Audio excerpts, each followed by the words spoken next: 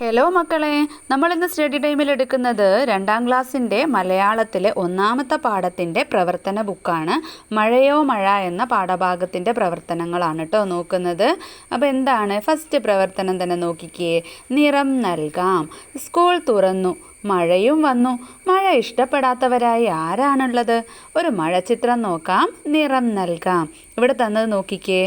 വലിയൊരു മരമുണ്ട്, നന്നായിട്ട് മഴ പെയ്യുന്നുണ്ട്. ഒരു കുട്ടി മഴയത്ത് കുട ചൂടി നിൽക്കുന്നു, മറ്റൊരു കുട്ടി കുടയൊന്നുമില്ലാതെ മഴ കൊണ്ട് നിൽക്കുകയാണ്. രണ്ടുപേരും എങ്ങോട്ടാണ് നോക്കുന്നത്?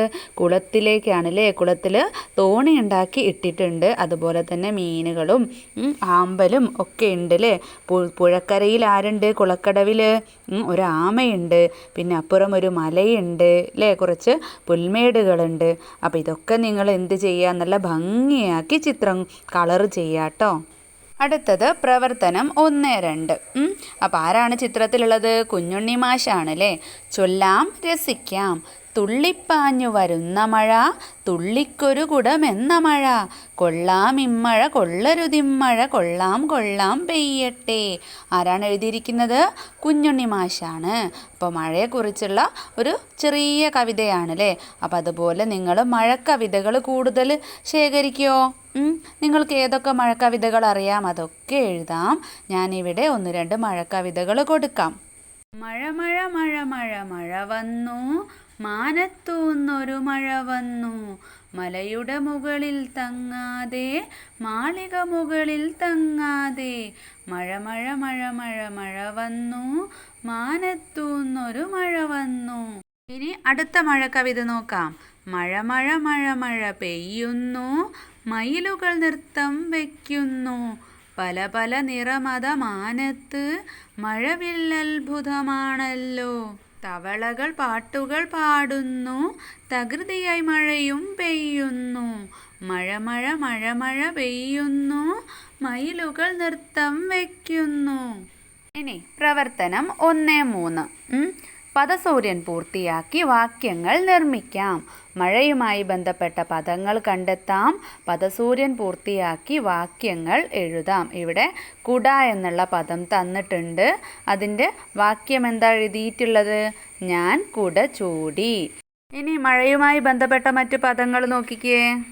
വെള്ളം, മഴവില്ല്, മേഘം, തവള, കാറ്റ്, ഇടി, കുളം എന്നിവയെല്ലാം എന്താണ്? മഴയുമായി ബന്ധപ്പെട്ട വാക്കുകളാണ്.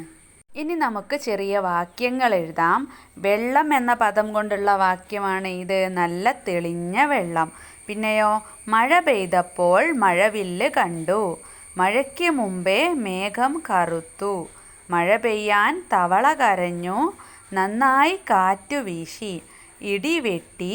കുളം നിറഞ്ഞൊഴുകി. ഇതുപോലെയുള്ള ചെറിയ ചെറിയ വാക്യങ്ങൾ എഴുതുക കേട്ടോ. ഇനി പ്രവർത്തനം 1-4. പട്ടികപ്പെടുത്താം.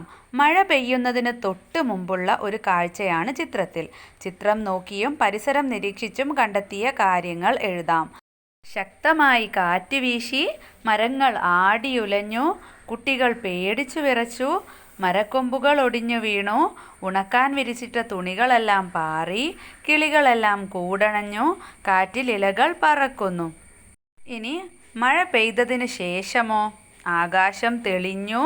പിന്നെയോ, ചുറ്റിലും തണുപ്പ് പരന്നു, മരങ്ങളിൽ നിന്നും വെള്ളം ഇറ്റി വീഴുന്നു, റോഡും കുളവും പുഴയും വയലുമെല്ലാം വെള്ളം കൊണ്ട് നിറഞ്ഞു, കുട്ടികൾ പുറത്തിറങ്ങി കളിക്കാൻ തുടങ്ങുന്നു, കിളികൾ ആകാശത്ത് പറക്കുന്നു.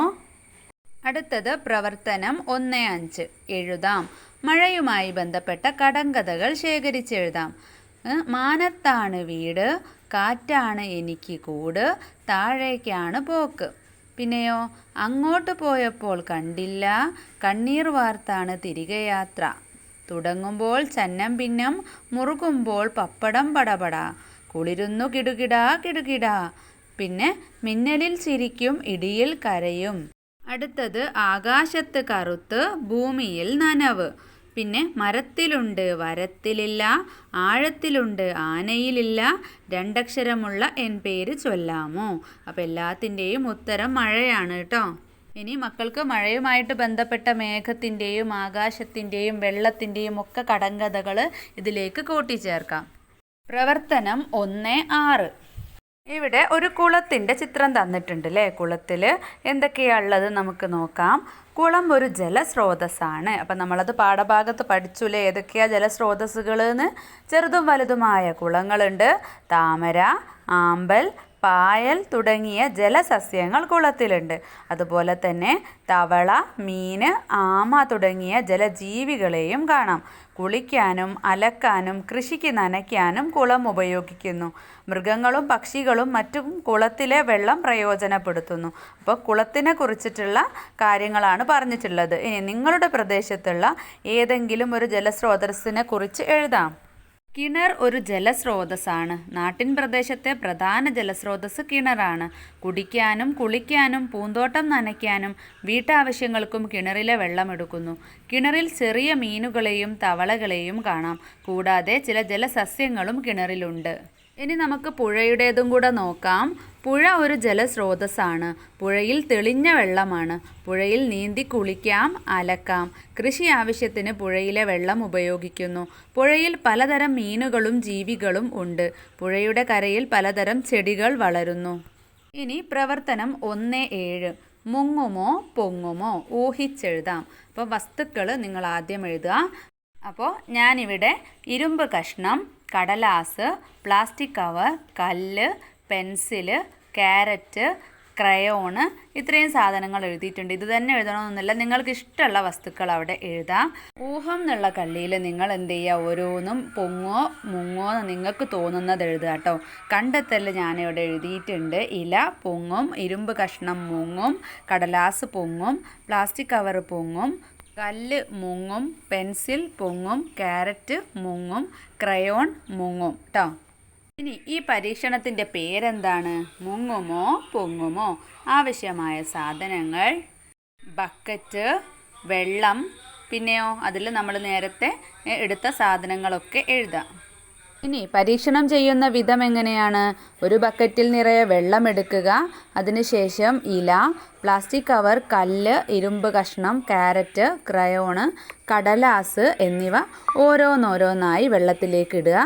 ഇടുന്ന വസ്തുക്കൾ വെള്ളത്തിൽ പൊങ്ങിക്കിടക്കുന്നുണ്ടോ അല്ലെങ്കിൽ മുങ്ങിപ്പോകുന്നുണ്ടോ എന്ന് നിരീക്ഷിക്കുക. എൻ്റെ കണ്ടെത്തൽ എന്താണ്? ഇല, അതുപോലെ തന്നെ പ്ലാസ്റ്റിക് കവർ, പേപ്പർ തുടങ്ങിയവ വെള്ളത്തിൽ പൊങ്ങിക്കിടക്കുന്നു. കല്ല്, ഇരുമ്പ് കഷ്ണം, ക്യാരറ്റ്, ക്രയോൺ എന്നിവ വെള്ളത്തിൽ മുങ്ങിപ്പോകുന്നു. അടുത്ത പ്രവർത്തനം എന്താണ്? മഴ തോർന്നാലും മരം പെയ്യും. ഇതുപോലുള്ള മഴച്ചൊല്ലുകൾ കണ്ടെത്തി എഴുതാം. അപ്പോൾ നമ്മൾ പാഠഭാഗം എടുത്തപ്പോൾ എഴുതിയിട്ടുണ്ട്.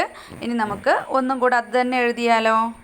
കുംഭത്തിൽ മഴ പെയ്താൽ കുപ്പയിലും പൊന്ന്, മകരത്തിൽ മഴ പെയ്താൽ മലയാളം മുടിയും, മഴ 1 പെയ്താൽ മരം 7 പെയ്യും, അത്തം കറുത്താൽ ഓണം വെളുക്കും, തിരുവാതിരയ്ക്ക് തിരുമുറിയാതെ, ചിങ്ങത്തിലെ മഴ ചിണുങ്ങി ചിണുങ്ങി, തുലാപ്പത്ത് കഴിഞ്ഞാൽ പ്ലാപ്പത്തിലും ഇരിക്കാം, കർക്കിടകത്തിന് 10 വെയിൽ, തിരുവാതിരയിൽ തിരുതകൃതി, 1000 വെയിലാവാം അരമഴ വയ്യ, മഴയുമില്ല വിളയുമില്ല, മഴ നനയാതെ പുഴയിൽ ചാടി, മഴ വീണാൽ സഹിക്കാം മാനം വീണാലോ, മഴ പെയ്താൽ പുഴ അറിയും, മിന്നലിന് പിന്നാലെ മഴ. ഇതുപോലെ കൂടുതൽ മക്കൾ കണ്ടെത്തി എഴുതുക കേട്ടോ. അടുത്തത് പ്രവർത്തനം 1-9. വരയ്ക്കാം, എഴുതാം. എത്ര മനോഹരമാണ് നമ്മുടെ നാട്.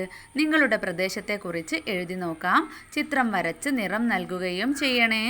ആദ്യം നിങ്ങൾ മനോഹരമായിട്ടുള്ള നിങ്ങളുടെ നാടിനെ പറ്റിയിട്ടൊരു ചിത്രം വരയ്ക്കുക കേട്ടോ. മരങ്ങൾ, അതുപോലെ പുഴ, അത് പ്രകൃതി ഭംഗിയുള്ള നല്ലൊരു ചിത്രം വരയ്ക്കാം.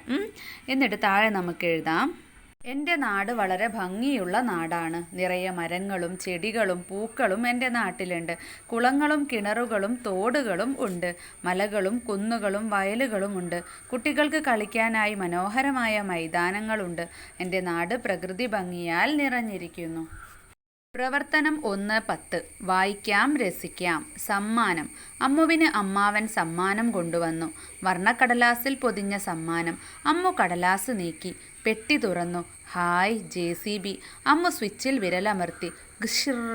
അമ്മു കയറിക്കോളൂ, മണ്ണിടിക്കാൻ പോകാം. അമ്മു ചാടിക്കയറി കുന്നിന് താഴെയെത്തി. തുമ്പിക്കൈ മണ്ണിലേക്കിറങ്ങി. അതാ കുന്ന് ഇടിഞ്ഞു വരുന്നു. മരവും ചെടിയും വീടും എല്ലാം ഉണ്ട്. ആ കുന്നിലെ മരങ്ങൾ ആടിയുലഞ്ഞു മറിഞ്ഞു വീഴുന്നു. വീടുകൾ തകർന്നു തരിപ്പണമാകുന്നു. കൂട്ട നിലവിളി. അയ്യോ രക്ഷിക്കണേ!